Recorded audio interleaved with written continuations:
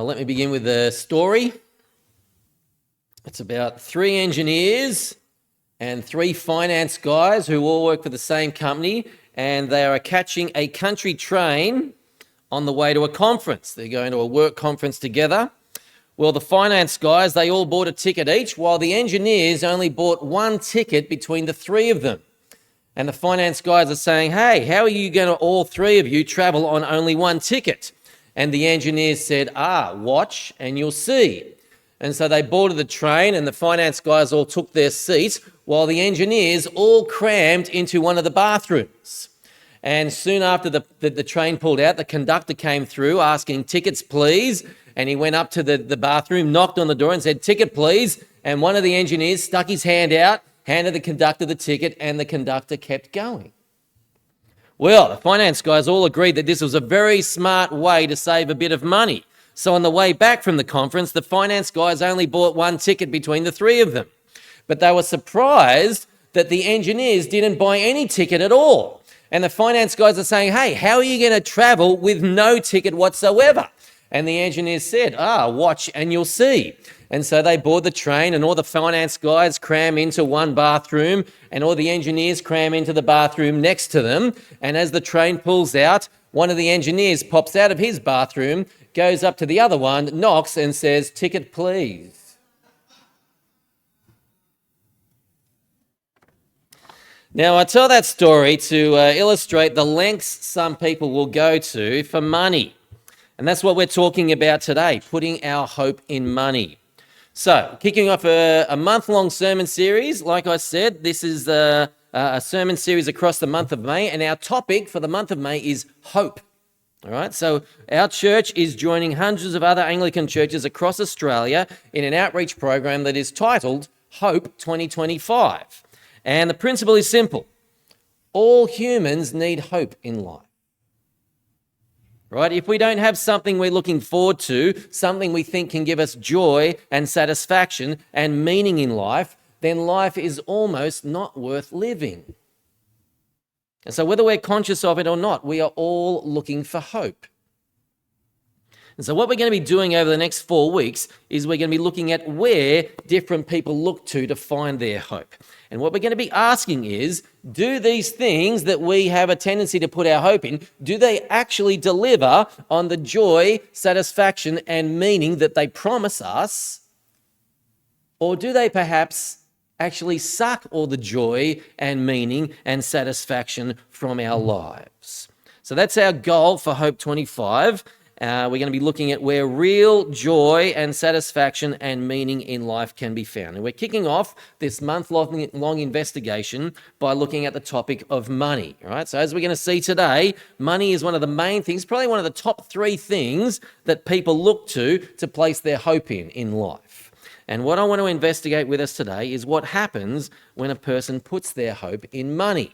And I've got 3 points, as your sermon outline shows, to help us unpack what the Bible says about putting too much stock, too much hope in money. So you got your sermon outline there. We're going to begin by looking at how many people, when they put their hope in money, they put their hope in money without even knowing they're doing it. We often do that. We don't even know we put our hope in money. So I've titled our first point, how money is a trap. We're then going to look at what happens when a person inadvertently does place their hope in money, and I've titled that, how money turns us into slaves. Then I want to conclude our time today by looking at how we can escape this trap and this slavery of money, and that is by finding where true joy and satisfaction in life is found. So I've titled our third point, how to find true hope. So let's dive straight in and look at what happens when people put their hope in money. And our passage today comes from the Apostle Paul's first letter to one of his young friends named Timothy. And Paul concludes this letter by warning Timothy about the dangers of money. Now, having said that, I need to say up front, the Bible does not say that money is evil. You may have heard that phrase, money is the root of all evil. All right? That's actually a misquote of the Bible. So the actual quote is in verse 10. Have a read with me. What does it say? For the love of money is a root of all kinds of evil. All right? Money in and of itself is not evil. In fact, money is really good if you want to feed yourself and clothe yourself. The Bible does not condemn money. It doesn't even condemn having a lot of money. All right, Abraham was uber rich in his day. King David was uber rich in his day. King Solomon was the richest person who ever lived up until that point. So Christians are allowed to have money, and we're even allowed to have a lot of it. I mean, have a look at verse 17. What does it say? Down the end, it says, God richly provides us with everything for our enjoyment. All right, so money is not the issue. The issue is looking to money as the thing that will give us joy and satisfaction in life. Right? The issue is putting our hope in money. And this is an issue for two reasons. Right? So there are two reasons why putting our hope in money is an issue. And the first one, if I can quote Star Wars, given it's Star Wars Day today, right? I should be allowed one pass. All right? The love of money is a trap. It's a trap. Have a look at verse 9. Those who want to get rich fall into temptation and a trap. Now, what does Paul mean by saying it's a trap? Well, let me ask you a question. So no need to call out. Don't need to put your hand up. Just think in your head. Here's my question. Do you consider yourself to be rich? All right, just think in your head for a moment. Have a think about it. Do you think you are rich? Now, my suspicion is most of us would say, not really. But I looked up some stats this week. And I learnt that Australia is the 10th most wealthy country on earth in terms of average wages. So if you have the average Aussie wage, which I do, I'm among the 10th most richest people in the world. Australia is the third richest country on the planet in terms of median adult wealth. Right? If you are worth about 300,000 or 400,000, you are in the top 3 richest group of people on the planet. Right? Just being an average Aussie makes us one of the richest people on earth. Yet most Aussies would probably not consider themselves rich. And that's what Paul means when he says the love of money is a trap. No one even knows we're doing it. We don't think of ourselves as rich. Now, here's the thing. When it comes to sins like stealing or adultery, everyone knows they're doing it, all right? No one has ever said, whoops, you're not my spouse, all right? You know when you're doing those things. Most sins are pretty conspicuous, but the love of money is like the invisible man. We cannot see him even though he's standing in the room with us. Now, here's the million-dollar question. How does the love of money do this? How does it hide itself so well from us?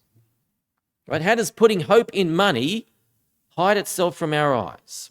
Well, Thomas Cranmer, you may not have heard of him, but he's the guy that wrote the Anglican prayer book many centuries ago. Thomas Cranmer once said this. He said, what the heart wants, the will pursues, and the mind justifies. What the heart wants, the will goes after, and our mind justifies it. Right? So if our heart has set itself on money, our will is going to pursue said money, and our mind is going to justify that we're okay to do that. And it's actually really easy to justify the love of money. Really easy, because all we need to do is find someone who's worse than us. Right? See, when I say that the average Aussie is the third most wealthy person on the planet, most of that will have very little effect on us. The reason being that we don't compare ourselves to the rest of the world. That would be crazy. That would make us look terrible. What we do is we find just 1 or 2 people. That's all we need, just 1 or 2 people who are greedier than us. And we say, oh, well, at least I'm not like them. Right? I'll give you some examples. See, our mind will say things like, oh, I would never spend that much on an outfit. Or how about, at least my golf clubs aren't as expensive as his golf clubs. Or how about, she spends how much on makeup? Or our holidays are nowhere near as extravagant as theirs. Right? You ever found yourself saying things like that? But the love of money is not just about spending, it's about saving as well. All right? Why don't they just get off their backsides and get themselves a mortgage? Or they just lack the ambition to make something of themselves. Okay? These are the kind of things that our mind will say to justify pursuing money. And that's how the love of money works. It is a trap. It traps us into thinking it's not even there by keeping us comparing ourselves to just one or two people who are more greedy than us. So that's the first issue with putting our hope in money. It traps us into thinking we're not putting our hope in money. We don't even know we're doing it. Second issue is that money turns us into slaves. Have another look at verse 9. Those who want to get rich fall into temptation and a trap and into many foolish and harmful desires that plunge people into ruin and destruction. Now, that whole phrase, foolish and harmful desires, ruin and destruction, it has connotations of addiction to it. Right? Drug addicts will desire another hit even though they know it's harmful. Gambling addicts will desire another trip to the pokies even though they know it's foolish. Now, friends, whenever we put our hope in worldly things, we become addicted to them. We need more of them. And what that means is we've turned it into our master. And the problem with greed is it is not a benevolent or caring master. It is a very demanding and vindictive one. Right? What I mean is this. See, if we put our hope in money, if that's where we put all our stock in life, money will always be demanding we get more money. That's how addictions work. All right? You build up a tolerance for the effects of whatever it is you're addicted to, leading you to need more. So take marijuana, for example. The reason it's called a gateway drug is because marijuana opens the gate for the user to need even bigger hits. And so they move on to other things like methamphetamine. Or take porn. It's actually well documented that porn addicts become increasingly desensitized to the effects of regular porn, and so they need to start seeking more graphic and debauched material. And the love of money has the same effect. Right? In the movie Wall Street 2, the young Jake Moore asks the wealthy banker, Bretton James, what's your magic number? Now, what does he mean by magic number? He says, everyone has a number at which they say, oh, now I've made enough money. So what's your magic number? And Bretton James says, my magic number is more. He always needs more. And that's what happens if we put our hope in money. Money will always demand that we need more. Now, here's the thing. If we succeed in getting more money, two more bad things happen. The first is our luxuries start to turn into necessities. Those things that we could do without before, we think, oh, I can't do without those anymore. I was actually talking to a megachurch pastor many years ago. He will remain nameless. But I asked him, I can't remember if it was me or I was in a group, but I think I asked him, I said, why is it that your church pays you over $300,000 a year to be a minister? And his answer was, well, when you're as famous as me, you need to get out of town to have a real holiday, because everyone, when I have a holiday in and around town, everyone recognizes me. So I need a more wage, like a higher wage, so I can afford to go overseas for holidays. All right? His luxuries had turned into necessities. And we know they're luxuries because you didn't need them once upon a time. But the second thing that happens if you succeed in being rich is you become arrogant. Have a look at verse 17. Command those who are rich in this present world not to be arrogant. Right? Paul is assuming that rich people will become arrogant. Now, why is that? It's because the default position of the human heart is to try and show the world that we're worth it. All right? That's what we're all trying to do. We're all trying to say, look at me, I'm worth it, I'm lovable, I'm acceptable, I measure up. All right? And when a desire for self-justification comes into contact with financial success, do you know what happens? We start to think it was all because of us. Look at how good I am. Look at how successful I am. Right? And that then leads us to think that we're an expert in all areas of life. And that's when you become unteachable. Right? That same megachurch pastor I was talking about before, I heard him say many years later that he could not be mentored by someone who had a smaller church than him. His success had made him unteachable. When you become unteachable, you stagnate in life, and then you start to decline. And this brings us to the final way in which money turns us into slaves. When we fail, right? When we lose money, or we fail to make more money, money makes us feel terrible. Right? How many Wall Street guys dove off buildings in the stock market crash of the 1920s? Why did they kill themselves? Because they'd failed their master. Friends, if we put our hope in money, thinking money is what will bring us joy and satisfaction and meaning in life, we will end up finding out just how malevolent a master it can be. And it doesn't matter if you're rich or poor. Right? You notice that Paul in this passage is speaking to both of them. You see, while verses 17 to 19 are for those of us with a lot of money, verses 6 to 10 are for those of us with only a little bit of money. It's not the amount of money we have. It's whether we think money is what will fulfill us in life. Because it won't. It can't. So what do we do? See, like I said, money is one of the top three places that people look to for joy, satisfaction, and meaning in life. Yet when we put our hope in money, we find out it's actually very demanding and it's a very malevolent master. So how do we free ourselves from money's control and find a better hope? Well, Paul tells us in verse 17. Read it with me again. Command those who are rich in this present world not to be arrogant, nor to put their hope in wealth. All right, that's what we're talking about, hope in money. Not to put their hope in wealth, which is so uncertain, but to put their hope in God, who richly provides us with everything for our enjoyment. The reason it is better to put one's hope in God rather than money is because money demands that we sacrifice things in order to get more money.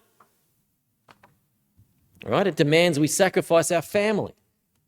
How many CEOs have had family breakdowns because they've spent so many hours at work? It demands we sacrifice our integrity.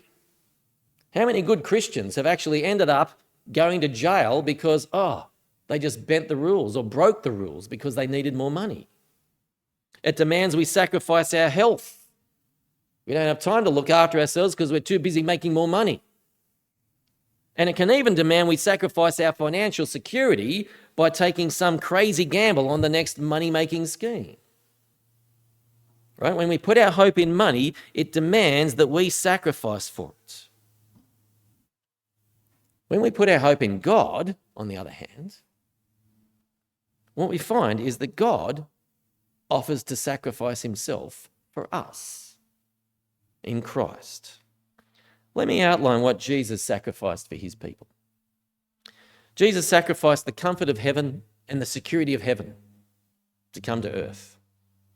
Jesus sacrificed his 10,000 times 10,000 angelic servants who literally worship the ground he walked on each and every day. Jesus sacrificed his intimate relationship with his loving heavenly Father. Jesus sacrificed his immortality by taking on humanity. Jesus sacrificed his dignity as a deity by becoming a human baby, having his nappy changed, having to do toilet training, and having to go through puberty.